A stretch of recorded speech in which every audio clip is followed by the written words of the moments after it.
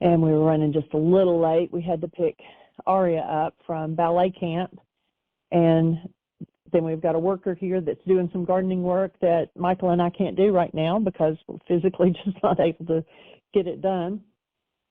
And so we were giving him a few instructions, and we were just cutting it really close. So thank you for your patience. Been a little bit busy this morning. And Michael's with us, so I'm going to say welcome, Michael. Welcome, everybody. Delighted that you're here once again to play this game of understanding how this just amazing energy system called life operates and our role in it, and the gift that we get of getting to play the game, getting to just have a human life, to me, is just the most monumental thing in the world. So joining you in appreciation, if that makes sense to you. And beyond that, Miss Jeannie, do we have anybody in the phone queue with a hand up or anything happening in the chat room? We do have a hand up. Great. 847. Well, what she said was, in my opinion, what she said about the Indian was Hello, 847. It's the ending. Hello, 847. Maybe he'll get maybe situated and call back. It sounded like they were having a conversation with someone else. Yes. So there's no other hands up. Well, if you're out there in listener land and you're listening on one of those stations where we can't see you on our control panel, our calling number is 563-999-3581. If you call that number, you'll be listening directly to the show. And then if you push 1, that will raise a hand, and we'll be having a conversation. And we'd love to have a conversation with you, because that's the whole idea of this show, is to expand our understanding of what this amazing ancient Aramaic comprehension of the world is. And just how we step into the state of being out of the state of non-being and moving into deeper and deeper states of who we are. You know, the minds in the past that did not quite understand made up all kinds of terms, misinterpreted all sorts of ideas, and created so many unnecessary roadblocks. You know, to live life as a human being is to live in, there have been several different words for it, and it's been so misinterpreted. Like, when we recognize who we are as active present love, to live as active present love in the ancient teachings would be called heaven. And now heaven's been made into some place off in the sky somewhere that really doesn't have a whole lot to do with what you're doing today, unless you're breaking somebody's angry rules about how you should be doing life. Heaven, nirvana, it's been given a whole lot of different names, but the objective is just to live as a human being.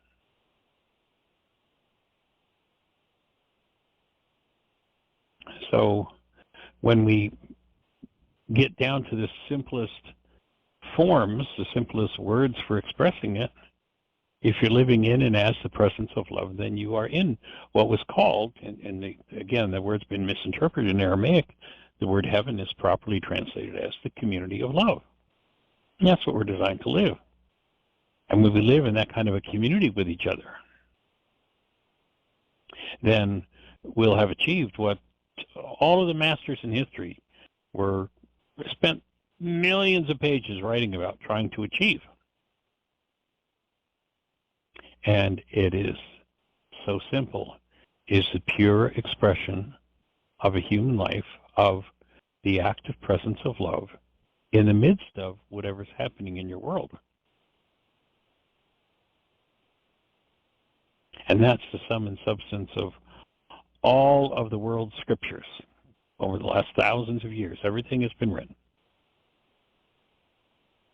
Now, there are those who will say, no, it's about my dogma. No, it's about my doctrine. And they pretend that dogma or that doctrine came out of the mouth of a man named Yeshua. And Yeshua said, hey, here, let me tell you what it's about.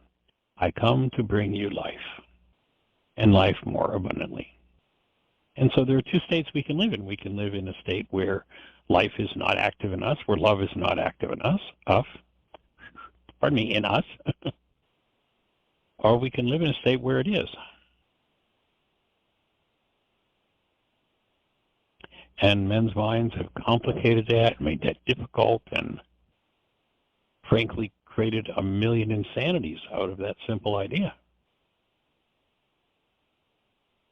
To return to living our lives as true human beings.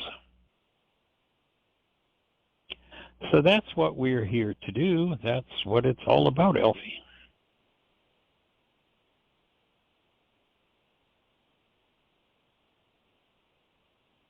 And I wonder if our 847 number is called back. No, it has not. No hands up.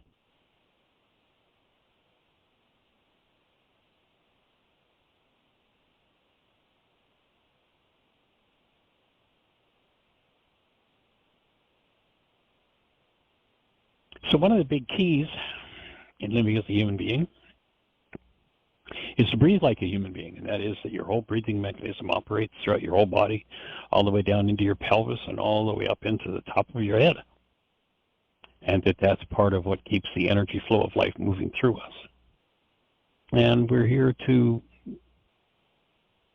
assist in removing the blocks to that flow of life and to support the presence of that flow of life in each and every mind, heart, and being on the planet. And fortunately, each one of us that steps into that place creates the energetic pattern, creates the support, creates the movement forward for every other of us to do the same. And even, speaking of other is a misnomer. If you listen to Albert Einstein, he says, if you think you're separate or separated from the rest of humanity, you're living in an optical delusion. So is there really another, or are what we think of as others just cells in our own body? I'd offer the ancient idea of the mystical body of Christ. It's not a mystical idea. It's not a mythical. It's not an impossibility kind of, something out in space. It's really practical. It's that there is a larger expression of life called us, and we are each cells in that body. And as we become conscious of higher and higher levels of awareness, we have the opportunity to climb into higher and higher states of expression of who we are as human beings.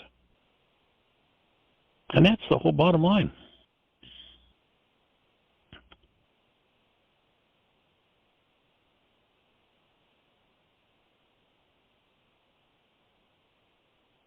And so we've been in and out and back and forth on the Kabor's manuscript, and our last page that we covered was page 49. So if you've got a copy of the book, we're going to step into page 50 if there's nobody out there with a question for us or a thought. Remember, we had just gone through the Sermon on the Mount, and I think that if you look at that idea of the Sermon of the Mount, there's a metaphor that this mountain, that it's how to live from a higher state of awareness, higher state of being than the lowlands. And so we're at Matthew chapter 8, 1-34. It says, when you descended from the mount, large crowds followed, and the leper came, doing homage to him and saying, Lord, if you so desire, you can cleanse me. Yeshua put out his hand and touched him and said, I desire that it be cleansed. From that very hour, the leprosy was cleansed. And Yeshua said to him, see that you speak to no man. Go show your nafsha. Interesting here. Let's look at that word nafsha once again. We've talked about it before. If you go back to the dictionary in the back of the text, Nafsha is the word that was used to describe human life. And so, you remember we covered a couple of pages of writing about Nafsha. If we go back to the original creation story, it speaks about Adam, Adamos, the red clay, and it speaks about Nafsha. And Nafsha is the created human being, and the red clay, Adam, Adamos, is the form into which Nafsha was breathed. So Nafsha became an incarnated or a living being. So in Aramaic, Nafsha would be the word that describes who you are as a human being. And again, it would be the expression of active present love, the self, the truth of who you are. So if we look on page 88 in the dictionary, there's several different variations on the word nafsha, and one of them refers to my own selfhood. So, you know, we generally in this culture, we write the word myself as all in lowercase myself. It might be a good exercise to think in terms of whenever you write that word myself, that you write, yes, the my in lowercase and then a capital S, self, the nafsha, the selfhood, recognizing that beyond the so-called thinking mind, beyond the cycling of information, of ideas about self, there is a true self. And that's what Yeshua was saying to go and show to the priests. Document. There had been a shift. There had been a change in energy.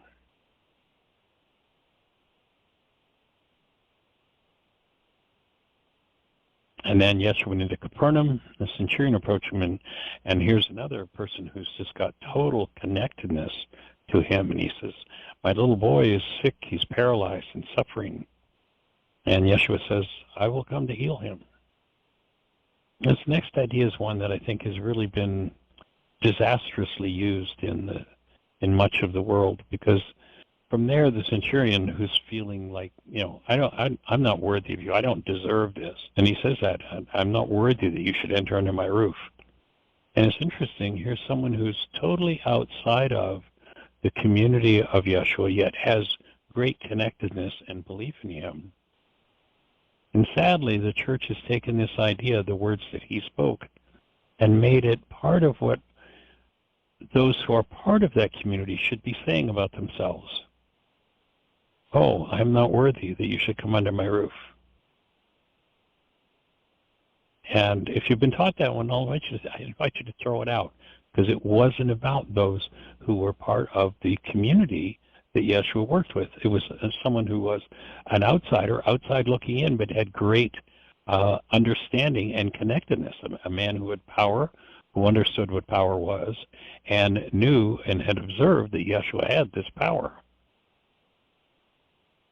So he says, because I'm also a man of authority, and those under my hand are soldiers, and I say to this one, go, and he goes, another one, come, and he comes. To my servant, do this, and he does it. So when Yeshua heard this, he was amazed. And to those around him said, truly to you, not even in Israel, not even within the community that we're speaking of, have I seen this level of faith.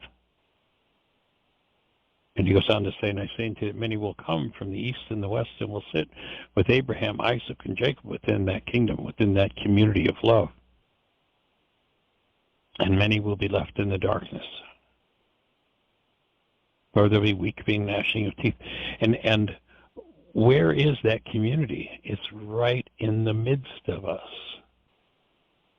If we're not living in that community of love, that's living in the outer darkness. And we're designed to be living in the physiological serenity of the presence of love, whatever is happening within our worlds. And if we're not, then we defile ourselves. We cut ourselves off from the truth of what we are designed to be. And yes, if we cut ourselves off, that's where the pain and suffering come from. And the objective is to reconnect with that state of being. And the key to it all is to breathe. And notice that when there is pain and suffering, you'll notice how little breath there is in that pain and suffering. And you restore the breath and watch how the energy shifts. So Yeshua to the centurion says, go, as you believe it, it'll be done to you. It'll be taken care of. So then he arrives at the house of Simon and saw that his mother-in-law was bedridden and gripped with a fever. He touched her hand, the fever left, and she rose up. Interesting, this is kind of a, I'm not sure how to say it, but you look at this particular passage, how male-centric the culture was. Like, of course, men were the only one had any real worthiness. And in this particular one, he touches her hand. So here she is in her sick bed. He touches her feet left, and it says, then she rose up and served them. Like that's what women are supposed to do. And sadly, a lot of women have bought into that. And my offering would be, that's insane. That's not what we're designed for. We are designed to be equally connected. Sort of servitude is not, I guess the best word would be sane.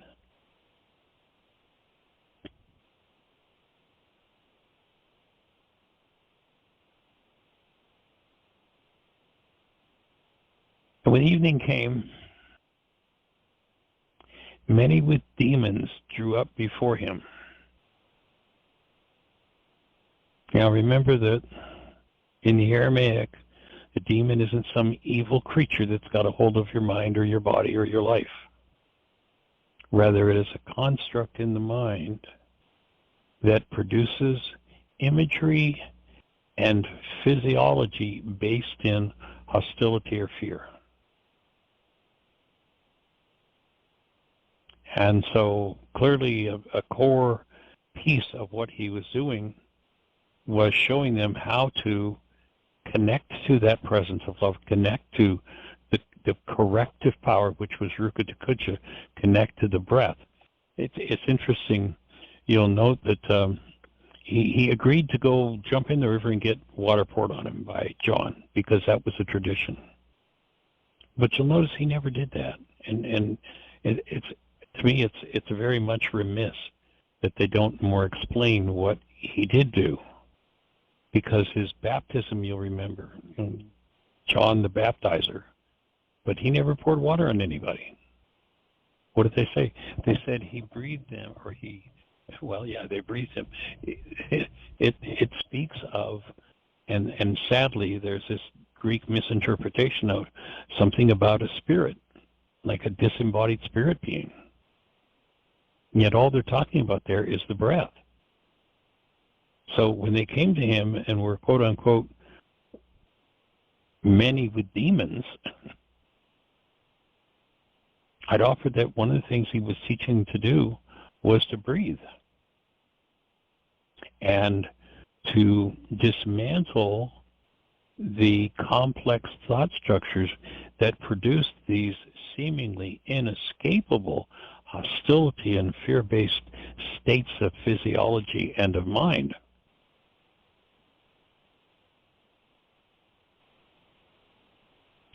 And it came to fulfillment, the matter announced by the prophet Isaiah, who said he will take upon himself our infirmities and will bear their weaknesses. Now, again, we see the misinterpretation. Oh, see, he's going to take on your load. He's going to carry it for you. No, he's going to show you what your infirmities are. He's going to show you what your thought disorders are. He's going to teach you to engage in the most primal of energetic experiences, which is to breathe. And literally, when they talk about the baptism for the relief of sins, remembering that the word sin is simply an archery term that means off the mark. So there was this ritualistic, symbolic pouring of water, but he took it all to the next level, and he said the way that you're holding onto your error, the energies that are off the mark, is by restricting your engagement with the Creator by holding your breath. So a much more correct interpretation from the Aramaic perspective would be that he would offer people the support space and give the tools for undoing those energetic patterns that were based in fear and sadness and grief and lack and misery and suffering. Recognizing that we all have exactly the same creative power, that we were all made in the image and likeness of the Creator and designed to create an absolutely wondrous, abundant life. And so I can easily see how he would be assisting each to breathe into the spaces in themselves where they held infirmities.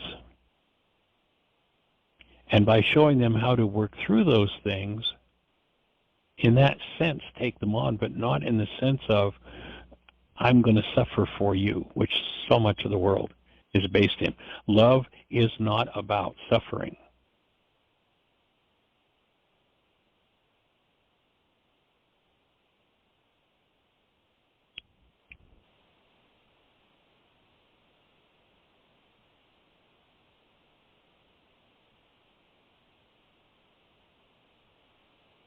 So then the crowds around him, he ordered to go to the other side.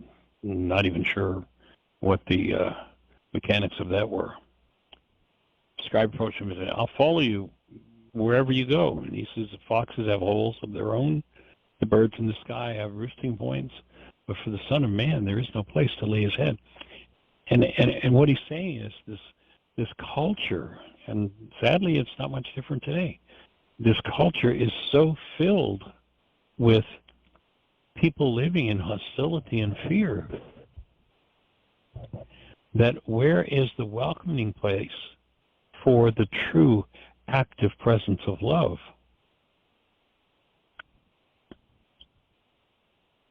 We look at so many people that refer to themselves in terms of Christian, and yet what they're doing is stomping on and restricting and working to control others, as opposed to liberating themselves and others from those restrictive energies.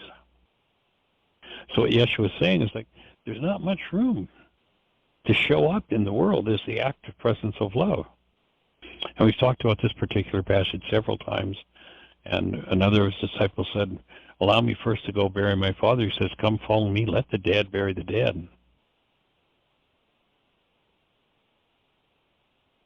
So you see this following up on this statement about there's no room for the active presence of love to be simply received and honored. Why? Because there's such hostility and fear about the land. And so when one man says, I have to go fulfill my obligation to the family of taking care of my parents until they're dead and burying them, he says that world is so filled with hostility and fear, they're already dead. So go ahead and let the dead bury the dead. But if you're going to take up with me, if you're going to do this work, then rather than being stuck in the patterns of death from the past, you're going to have to step up. And then they find themselves at sea. The waves cover the ship. And what does everybody do? They go into terror. And they want someone to save them. And he asks the question, why do you fear? O you of little faith. And then he rose and rebuked the wind and the sea, and there came a great calm. And so you look at so many people today, the stirring, the hostility, the rage, the guilt, the grief, the fear, the terrorism that's going on. And in essence, what he's doing is inviting people to cleanse themselves of that, to forgive, to free themselves of that. And to find the center where there is this calm that changes the dynamic of the storm.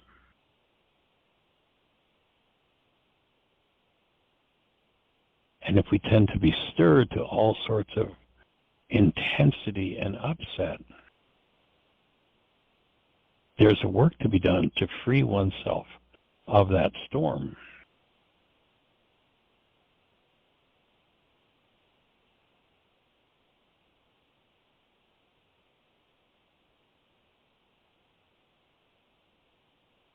And they ask, who is it that the winds and the sea are obedient to? Who is this guy? And it's interesting, they ask from a mind of course, we're in fear. We couldn't possibly, but here's someone who's got the magical charm. Where when you talk to Yeshua, he said, no, that's what I'm trying to establish. I'm working to establish that state of mind in you, because the things that I do, you too can do. You're not different from me, he says.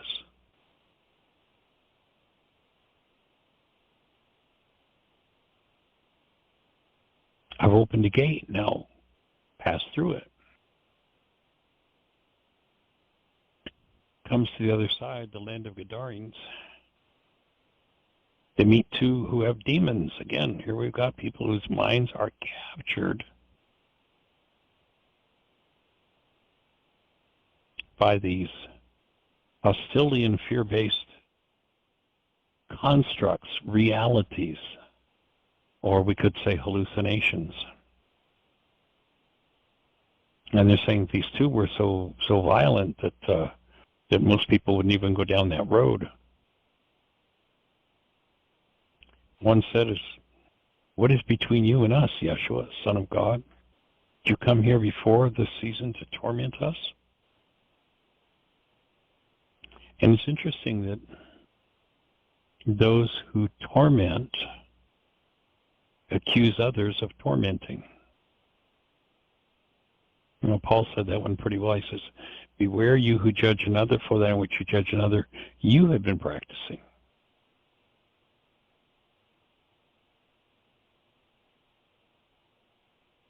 Not far away from them was a herd of swine grazing. But with their demonic minds urged of him, he said, if you do expel us, permit us to go into that herd of swine. And, this is not a passage that's ever made a lot of sense to me, so I don't have much to say about it. But it says that Yeshua said to them, go, and immediately they came out and entered the swine, and the whole herd rushed off the cliff and fell into the sea.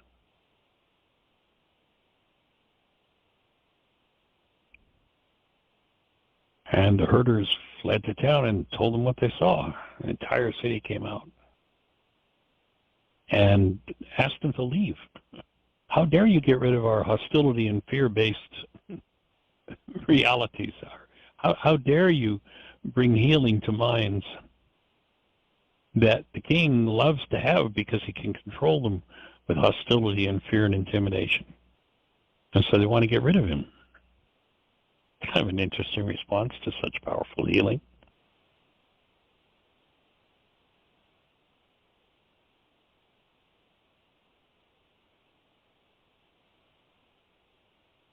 And once again, when they talked about using water as a symbolic cleansing of sin, again, really remembering that word sin simply means holding on to an energy that is off the mark. Then he breathed, as opposed to baptized, i.e. with water, for the forgiveness of sins, for the removal of those energetic patterns, he breathed. He used Rukha as a mechanism for unwinding those things. And where there is tightness in the breath, there is tightness in the physiology. Where there is tightness in the physiology is locked into those energetic patterns. And oftentimes those energetic patterns mean that a cell is dehydrated. Look at how many people as they age, they're dehydrated all the time. What do they need? They need baptism. They need water. Yes, they need the water aspect of it too. They need, in order for the toxicity the quote-unquote demon, the mind structures locked into the cell to be released, to be flushed, to be cleansed, there has to be water. And then, in order to change the energetic pattern locked into cellular chemistry as destructive chemistry, there has to be breath. For the removal. And when you add breath, when you take a toxic energy and you watch most people and their breath is held, that's what solidifies or locks that energy in energetically. Restore the breath to that which has been held in your structure, perhaps for generations upon generations, right down into the depths of your genes. And the restoration of the breath, is going to soften, open, and remove those energies that are off the mark. That would be the idea of baptism through both water and breath, for the removal of energetic patterns, not some sort of mystical, somebody's going to forgive you for something, but rather for the removal of those energetic patterns that have been running most of our family systems for too long.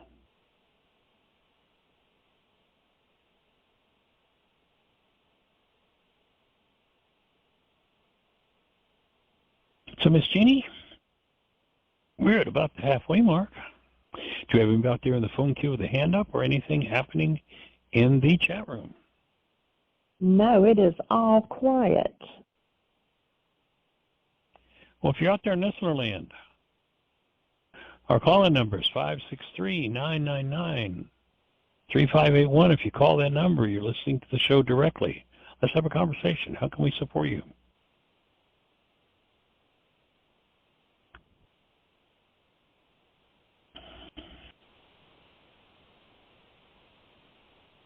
Okay, we had two hands just go up at the exact same time.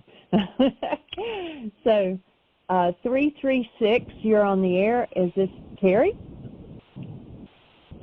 Hello, it is. It's Terry. Oh, the man lives. Oh, my goodness. Long lost brother, where have you been? But you probably haven't gotten it yet. Say it again? Yeah. I did send you a little text there. You probably hadn't got it yet. And then I got all strapped in. And what you said about the breath and getting older, I was like, wow, that struck a chord, because some of the medicines that they have me on for the blood pressure or whatever it is that they're supposed to do,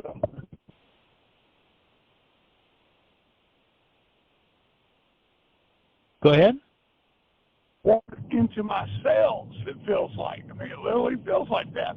And when you said that, Really? I was like, wow, that's another way to suppress whatever's going on. And, yes. To just keep it going forever. And so then there's the fear campaign about, you can't get off that medicine. You better be real careful. Something bad can happen. And it's like, well, why'd you put me on in the first place then? You know, there's going to be something so bad that happens. But of course, there are answers. Well, it was the lesser of two evil scenarios kind of thing. So yeah. I'm pretty unhappy about it. I'm really going to get into this and clearing up the unhappiness, and then take a look at, like, what are these medicines really doing?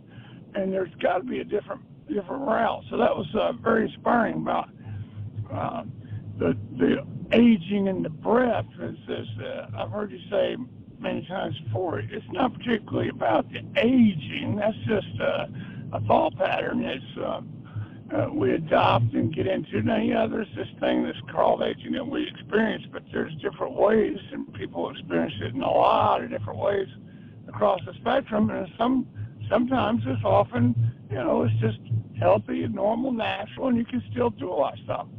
Now, I've had a lot of physical damages that have been inflicted on the old body from things that are outside of dietary kind of stuff, and those are a little bit different characteristics, but still, it's all the primal same thing. But that makes so much sense about the appearance of the drying up. The kind of like, wow, I can't. It's almost like my water. When I drink the water, it just kind of flushes over a cell that's been blocked from taking the water in or something. It's very interesting. And I believe we definitely have to hydrate on the deepest levels. On the deepest levels, yeah. And it's already, because it's not letting that water go in, it's more washing out. So I'm having to pee all the time. And because the water's not really getting in, and I can't help but think from what you just said, there's something going on with some of this medicine that's like creating some type of situation that's not allowing the water to flow in its natural way. Well, with most all medication, where the body, in many cases, are trying to mimic something the body would naturally do, and what the body might naturally do is put out, just let's pick a number, not necessarily being literal, but let's say maybe 50 micrograms of a particular chemical produced in the body, and 50 micrograms is all the whole system needs, and yet you're handed a pill that's 100 milligrams, which is thousands and thousands and thousands and thousands of times more, and so that 1,000 milligrams now floods the whole system and lands on and blocks up those receptor sites. My take is there's one of the reasons for why there are so many side effects. If you got 50 micrograms of a substance and the system is functioning naturally, then 50 micrograms is all the whole system needs, and it's balanced. Put in 100 milligrams, and a milligram being 1,000 times a microgram, and the receptor sites are so congested that now the communication systems of the structure are shut down. Well, that's completely backed up by that one of the podcasts I sent you with Lex Friedman and the guy who was he was a computer scientist, and so he had a lot of money. He was very brilliant, and he got a team of doctors to cooperate with him, and through microdosing, not flooding the cells, through microdosing his son, who hadn't spoken since birth, they were able to re-stabilize or correct the minute deficiency, and this boy started talking at the age of 12. But they had to do a lot of analytics and constant monitoring, and then looking at it in the smallest traces like you're talking about, which he said on the plus side, he says, I know I'm exceptional, I was able to do this because of my resources. He says, but this is the potential for what AI brings to humanity, that this information could become usable for everyone to have that kind of precise care. Because now only someone like him could afford that situation, to really get down in there and do all the constant labs and all, to see exactly what's going on at the minimal level. But it was very hope inspiring about what the potential for the human race is in that arena. Yeah. So and then when you go to a doctor, go ahead. I was saying, so when I go to my doctor really doesn't know all this kind of stuff. I mean, he's got his general degree and all that, and it was a lot of work to get there, but the medications that they're told will do such and such, well, they were sponsored laboratory research by the pharmaceutical companies, and how do you ever get to the truth on really what's going on there? That's kind of a tough road there. It is a tough road, for sure. So, well, if you would, let's make sure this evening we get to connect. I'd like to just chat, and just catch up. You know, we've been called a few times and tried to connect in, but just haven't had much luck. You're a busy man. Mm-hmm. I'm picking up Ian at the airport at 5. He's come up to help me on a little job I've got. I just need help, physical help. So he's coming up. We figured out that I can actually fly round trip from Florida for about $100. We booked a ticket in advance. This is ridiculously cheap. And then he provides me some real support for a few days. So maybe, let's talk after that, around 7 or 8. Yeah, that'd work. That would work. I'd like to catch up with what's happening, especially physiologically. Yeah. Let's see you've given a few signals of some stuff going on, but I haven't really gotten a hold of what's happening. And we've got our press session coming up here in a weekend or two, don't we? Yes, third Saturday and Sunday. Third Saturday. All right. Well, I've taken up a lot of time. I'm on listen mode, and if you want to, let's see who this other folks we got on the line. Let's see what else is going on out in the world. All right, Terry. It's good to talk with you. Yeah, we'll talk again soon. Thanks. All right, blessings. Bye-bye. The next one is 541. I believe it's Miss Linda. Well, I believe you are correct. This is Hey, young lady, welcome. We got your envelope yesterday. Oh, thank you. So good. Yes, thank you. I hope that insert I put in was interesting. I found it very helpful in my spiritual work with the Aramaic Gospel, so I thought I'd share it. The one from Carolyn May. Cool. And also Jeannie, because you like Louise Hay. I don't know if I mentioned to you or not. I might have already that in about the early 80s, she came out with an open source self-study for the book You Can Heal Your Life. Yeah, you can look up Alchemy of Healing on the website, and you can get it. It was it had no copyright on it whatsoever. So I just went and made a little PDF, or I could send you a hard copy. It doesn't matter, because there's no copyright on it. It's only about a 2-pager. Do you want it or not? Sure. I'd love to see it. Okay, because she was just giving it out for free to everyone. Yeah, you can get it free. I refer to hers all the time. Oh, good. Then you don't need the PDF. But I can send it to you anyway, just in case it's different. I actually just always look it up on the internet. It's easier for me. Oh, cool. All right. Thank you. Good. You're so welcome. And I have a couple of thoughts that go along with what you said. When you were talking about the mother that got healed, and then she got up and served the men. You were looking for a word, and you came up with sane finally.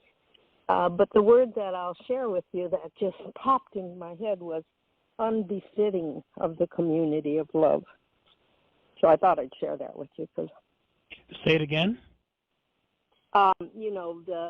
That you said, well, it's just not sane behavior for her for the expectation by the community of love to have her pop up right after she was dead and serve them. And I had thought, just what came up in my mind, just at that moment, I didn't even think about it, but it came up, unbefitting of the community of love. And I thought I'd share that with you. Okay. Because it was another word that might be appropriate for some of us. Right. And then the breath and the water, that was absolutely excellent. In fact, the whole show, both yours and Tim's, has been excellent for me today. It's funny, Larry and I go walking in the morning, and he has this wonderful capacity to bring out within me things that I don't even see, like my negativity, for example. And I got to thinking about that. All negativity is an artificial intelligence, because really, when I think about it, all habit patterns are artificial intelligence. They come, we don't make any choice about them. They're just running the show. And I thought, oh, that's an interesting thought.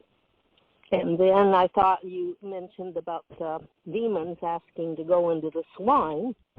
And I thought, whoa, that's an interesting thought too, because animals are run by the artificial intelligence program of fear and hostility, survival. And so wouldn't it be appropriate that this aspect of someone's mind, the demon, that doesn't want, is in total resistance, that doesn't want to be shown, that doesn't want to be transformed, would ask to go be put into the minds of the swine, because they're animal, just like that demon is from the animal part. And then I thought, but maybe what they didn't know was that the swine were going to go into the water and drown. And I just thought that was pretty funny, so I thought I'd share that with you. So anyway, yeah. So anyway, and then the third thing I wanted to share with you and Jeannie in the radio show is I spent a sleepless night, the night before last, on about 2 or 3 hours, and all of a sudden what dropped into my head was, you have been locked down in chronic confusion since about 3 years old. And so because of my biological profile, I just want to share this too, of when I get stressed, I shut down in all levels of myself, sight, hearing, movement, and breath, all of those things. You say you used to? No, I still do. So now I said, oh, I know where my forgiveness work is, right here. Unlocking this chronic confusion that I've held in my system since I was 3 years old. So I wanted to share that with you because that was a real aha in my And the healing biggest work. piece of that? Pardon? The biggest piece of that is going to just allow your physiology to totally soften and just let your breath move all the way through every cell. Thank you, sir, because when you were talking about that will be your baptism. Yeah. Yep. That will be the restoration of life to the cell. Yes, thank you. And I remember hearing, and it might have been Candace Hurd, I don't know, I remember her saying, we're more flickering flames than hunks of meat. And I also remember, and that in reference to Terry's comments about the pharmaceuticals, and then the idea of each cell that I touched upon one other call about each individual cell is a little intelligence and is more like a liquid crystal diode. What a beautiful thought. Well, it's interesting. I was actually looking for it the other day, and I was not able to find it. But there's some research I was reading about. This probably goes back 30 years ago. And they did experiments with human cadavers, and they found in the cerebral spinal fluid of the cadaver there were 2 crystals, LCD crystals, and they removed those crystals. And again, I haven't been able to find it. I was looking for it the other day. I didn't spend a lot of time, but they took these 2 crystals out of the human cadaver and put them into, I don't remember just exactly what kind of an ape it was, but some form of an ape. And what they observed was when those 2 crystals were put into the cerebral spinal fluid of the apes began to achieve what they considered to be a very basic level of reason, total transformation. when those crystals were put within their structures. If I would love that link if you should run across it. And I have a Greg Braden link that you might not have come across that I would love to send you. About, you have my email. Yeah. Yeah. Please do. And if I can find it. And if I find it, I'll certainly tap you into it. Yeah. But when we think of energy and receivers and the crystals, literally, I can remember when I was a kid playing with a crystal radio. One of my first electronic experiments was getting a crystal radio, which was basically just this little diode and a couple of wires and a headset, and gee, I could listen to the radio on it. Receive information. And when you recognize that these energy systems that we have, from the subtlest right to the crystal aspect to the full-blown antenna, which is the bony structure of the head, the spine, and the pelvis, if that antenna is functioning properly, then we get to receive the full complement of energy that we're designed for. And when we're limited, when our physiology is, because the shape of an antenna determines the frequencies it receives, when our physiological rhythm is interfered with, we're literally, the shape of our antenna changes and therefore limits the frequencies we can receive. And when we restore that proper range of motion, which is usually done by the forgiveness, the removal of either physical, mental, or emotional trauma, then the restoration to a proper range of motion restores the full complement that we're designed to bring in, and all of a sudden we've got access to a whole lot more of the world. And I was talking, you were maybe on the show when Joe called in the other day, and he was talking about we had just done the 3-day mini intensive, and like a major insight for him was the first time after we did that intensive was going outside and putting his feet on the earth, and it was just like, whoa, whole new energy flowing into my structure. Where did this come from? And when we're physically or emotionally traumatized and that's locked into the tissue, then it's just not available to us. So the restoration is really key. The forgiveness work. Move out what doesn't belong, restore to proper balance that which is here. Which is here already. We don't have to get yes. it. We just need, we just could soften and open. I like that word, soften and gentle, and open ourselves to receiving the blessing. That's all around us. So breathing with you into that 3-year-old state, dear heart. Yes, sir. That her heart and her mind and her connection to the Creator opens on a whole new level from day one throughout the rest of eternity.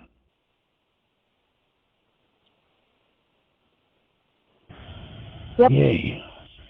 Yay. I love that Yay. word. Yay. I'll go with that, yay. Me too. Well, anything else on your mind for today? I don't know. This hit me right on the bingo spot, and I'll probably be listening to it again. Perhaps I can share it with Larry if he would like to hear it. Would be sweet, because it's so in line with the things we were talking about. Sweet. Well, joining with you in strengthening the whole capacity to receive the energy of life that you bring into your relationship and into your home there. Yes. That's part of my work, isn't it? Well, that's for all of us, for sure. My world. Yeah, that's it.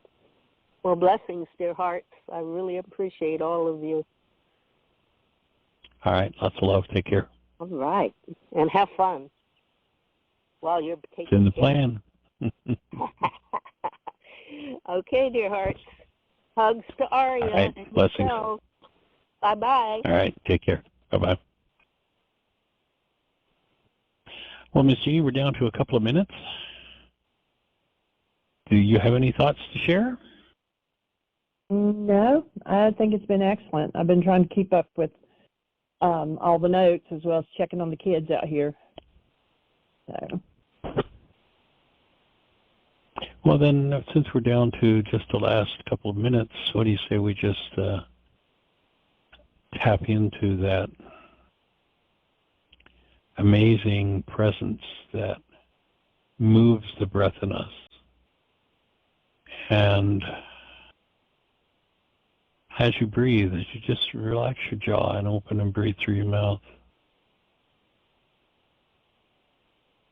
just feel the movement that occurs as a result of your breath. And notice whether or not there are any restrictions to that breath.